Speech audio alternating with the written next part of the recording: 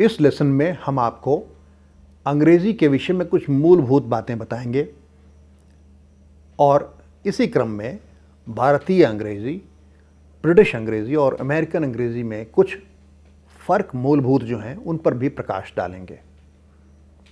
अंग्रेज़ी 115 देशों में बोली जाती है, प्रयोग की जाती है, कहीं मातृभाषा के रूप में, कहीं द्वितीय भाषा के रूप में और कहीं तृतीय भाषा के रूप में। जब इतने बड़े स्तर पर अंग्रेज़ी का प्रयोग होगा तो जाहिर है कि उसमें बहुत तरह की विविधताएं आएंगी, उसके उच्चारण में, उसके लिखने की शैली में।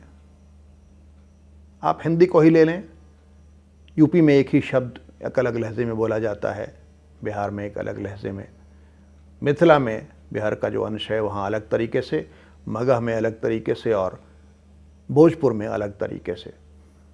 छत्तीसगढ़, मध्य प्रदेश, सभी जगहों पर, राजस्थान में, महाराष्ट्र में हिंदी का उच्चारण अलग अलग तरीके से करते हैं।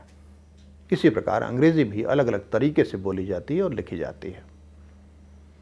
लेकिन सभी संस्करणों का अपना अपना महत्व है। अगर आप कभी इंग्लैंड जाएंगे तो वहां आप पाएंगे कि HOUSE को लंदन में हाउस कहते हैं, लेकिन यॉर्कशायर में उसे आउस कहते हैं। LUCK को लंदन में लक कहते हैं और यॉर्कशायर में लुक कहते हैं। अब यह बताइए, इसमें से हम किसका अनुकरण करें? दुनिया किसका अनुकरण करे? किसे मानक या स्टैंडर्ड माने? क्योंकि अगर हम कहीं हाउस और कहीं आउस, कहीं लक और कहीं लुक बोलेंगे तो समझने में काफी दिक्कतें होंगी, संप्रेषण में भी कठिनाइयां आएंगी।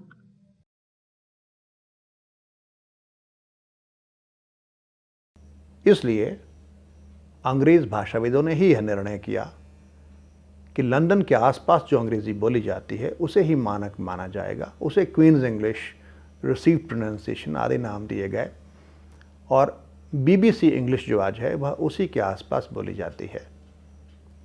तो उसी को विश्व में मानक माना गया और सभी देश उसी अंग्रेज़ी को सीखते हैं, वही उच्चारण सीखते हैं और वही उच्चारण ऑक्सफोर्ड की डिक्शनरियों में, कैम्ब्रिज की डिक्शनरियों में मान्यता प्राप्त करती है। इसलिए हम उसी अंग्रेज़ी का अनुकरण करेंगे। उस अंग्रेज़ी से भिन्न लहजा और कुछ उच्चारण अमेरिकन अंग्रेज़ी का हो गया है, यह इसके बाद हम सीख सकते हैं, क्योंकि अमेरिका एक शक्तिशाली राष्ट्र के रूप में उभरा है और अमेरिका, चूँकि अमेरिकन कंपनियां विश्व में सब तरफ जा रही हैं, इसलिए उनका जो बोलने का लहजा है, एक्सेंट है, उनकी जो रिदम है भाषा की और उनका जो शब्दों का उच्चारण है, वह हमें जानना बहुत ज़रूरी है। तो हम 3 प्रकार की अंग्रेज़ियों पर ज़्यादा फोकस करेंगे: भारतीय अंग्रेज़ी, इंडियन इंग्लिश, ब्रिटिश इंग्लिश और अमेरिकन इंग्लिश। ध्यान रहे कि भारतीय इंग्लिश का प्रतिनिधित्व या बोलने वाली अंग्रेज़ी का प्रतिनिधित्व ऑल इंडिया रेडियो का इंग्लिश न्यूज़ बुलेटिन करता है या दूरदर्शन का इंग्लिश न्यूज़ बुलेटिन। ब्रिटिश अंग्रेज़ी का प्रतिनिधित्व BBC, ब्रिटिश ब्रॉडकास्टिंग कॉरपोरेशन का रेडियो न्यूज़ बुलेटिन करता है या TV का इंग्लिश न्यूज़ बुलेटिन करता है। और अमेरिकन अंग्रेज़ी का प्रतिनिधित्व TV पर CNN जैसे चैनल करते हैं और रेडियो पर वॉइस ऑफ अमेरिका का न्यूज़ बुलेटिन। हमें यह भी जानना चाहिए कि भारतीय अंग्रेज़ी का अपना एक स्वरूप है जिसे विश्व में मान्यता मिल गई है। आप ऑक्सफोर्ड एडवांस लर्नर्स डिक्शनरी देखेंगे या ऐसी और डिक्शनरियाँ देखेंगे तो उसमें इंडियन इंग्लिश, इंडियन प्रयोगों के लिए एक अलग चिन्ह दिया रहता है, वो उसको मानते हैं। जहाँ हिंदी भाषी ओ ध्वनि का प्रयोग करते हैं वहाँ अक्सर आप देखेंगे कि जो इंग्लैंड के बोलने वाले हैं वे इसे औ में कन्वर्ट कर देते हैं। जैसे GO को हम कहते हैं गो, जो बिल्कुल सही उच्चारण है भारतीय मानकों के हिसाब से, गो कहना ही उचित होता है, वे उसे गो कहते हैं। Do you wish to go, ये ब्रिटिश उच्चारण हुआ। अमेरिकन क्या करते हैं कि वे औ नहीं करके ओ कर देते हैं, गो। गो नहीं कहते, गो हम कहते हैं शुद्ध ओ। अमेरिकन्स कहते हैं गो ऊ, गो, और ब्रिटिश लोग कहते हैं गो, ग ऊ। ये एक फ़र्क है भारतीय अमेरिकन और ब्रिटिश उच्चारण के बीच। ब्रिटिश और अमेरिकन उच्चारण में माइनर डिफरेंसेस हुआ करती हैं, मेजर डिफरेंसेस नहीं होती हैं। कुछ तो आपने बताया और कुछ और हैं, जैसे आर को लेके खास करके। आर ध्वनि जो है वह हिंदी की अलग है, ब्रिटेन की अलग है और अमेरिका की अलग है। तीनों को आप गौर फरमाएंगे तब समझ पाएंगे। ध्यान से सुनिए। हिंदी में कड़ी र ध्वनि आती है, वो आपको ना तो ब्रिटेन में मिलेगी ना अमेरिका में मिलेगी। कड़ी र ध्वनि अंग्रेजी में नहीं होती है। यह हिंदी भाषा की ध्वनि है, संस्कृत भाषा की ध्वनि है। लेकिन हिंदी और संस्कृत में एक और र ध्वनि है, मुलायम र ध्वनि, जो ऋग्वेद में आती है, ऋषि में आती है। राम कड़ी र ध्वनि, ऋषि मुलायम र ध्वनि। अंग्रेजी की र ध्वनि इस मुलायम र ध्वनि के करीब पड़ती है। ऋग्वेद, रोड, थोड़ी अलग है लेकिन बहुत नजदीक है।